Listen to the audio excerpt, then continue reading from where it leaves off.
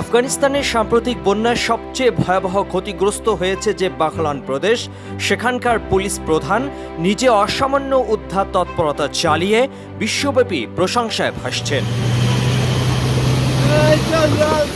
বন্যা, ঘূর্ণিঝড় সহ বিভিন্ন প্রাকৃতিক দুর্যোগে সিভিল ডিফেন্স, পুলিশ, কখনো কখনো সেনাবাহিনীকেও উদ্ধার তৎপরতা চালাতে দেখা যায়।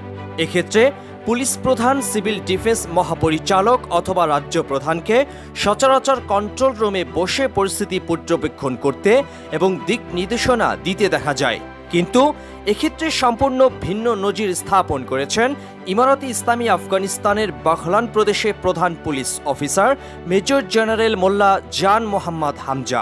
বন্যা দুর্গত এই প্রদেশে আকস্মিক সৃষ্ট বন্যায় কমপক্ষে ১.৫ শতাধিক মানুষ নিহত হয়েছেন। চারদিক প্লাবিত হয়ে বহু মানুষ বিভিন্ন জায়গায় আটকা পড়েছেন। ফলে সব রকম ফর্মালিটি এবং পুলিশি পোশাক একপাশে রেখে সাধারণ আফগান পাঞ্জাবি পাজামা গায়ে উদ্ধার অভিযানে নেমে পড়েছেন মোল্লা জান মোহাম্মদ হামজা। বিভিন্ন ভিডিও ফুটেজ এবং স্টিল ছবিতে কর্দমাক্ত শরীর নিয়ে তাকে সরাসরি মাঠ পর্যায়ে কাজ করতে দেখা গেছে। এ সময় তার দেখাদেখি বন্যা দুর্গত এই প্রদেশের অন্যান্য শীর্ষ সরকারি কর্মকর্তারাও কোমর বেঁধে কাদা ও পানির মধ্যে নেমে পড়েন।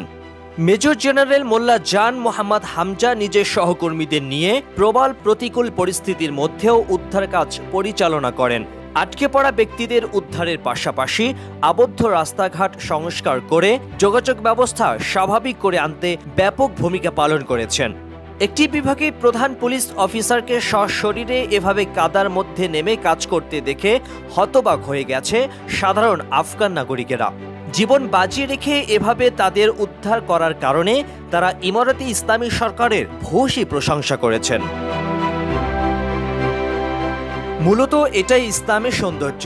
খিলাফতে রাশেদার আমলে যেভাবে ন্যায়পরায়ণ মুসলিম খলিফাগণ জনগণের মাঝে একাকার হয়ে সবার খোঁজ খবর নিতেন এবং মানুষের বিপদে আপদে খলিফাগণ নিজেরা যেভাবে সশরীরে পাশে এসে দাঁড়াতেন, সেই দৃশ্যই যেন পুনরায় ফিরে এসেছে ইমারত ইসলামীর আফগানিস্তানে।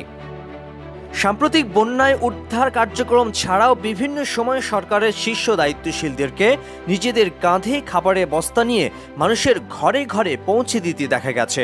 জেনারেল মুবিন খানের মতো প্রভাবশালী তালেবান কর্মকর্তারা যেভাবে নিজের কাঁধে খাবারের বস্তা তুলে বুখানাঙা মানুষের কাছে পৌঁছে দেন, এমন দৃশ্য পৃথিবীর অন্য কোনো দেশে দেখা যায় না।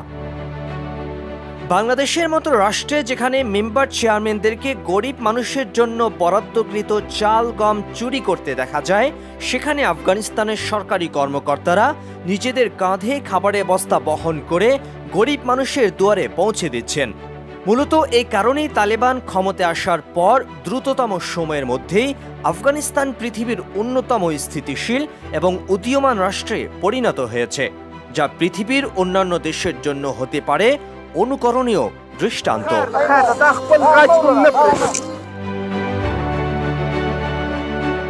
আরিফুর রহমান আজাদ, আন্তর্জাতিক ডেস্ক, এমবিএ টাইমস। আফগানিস্তান জিন্দাবাদ, ইসলামী ইমারত।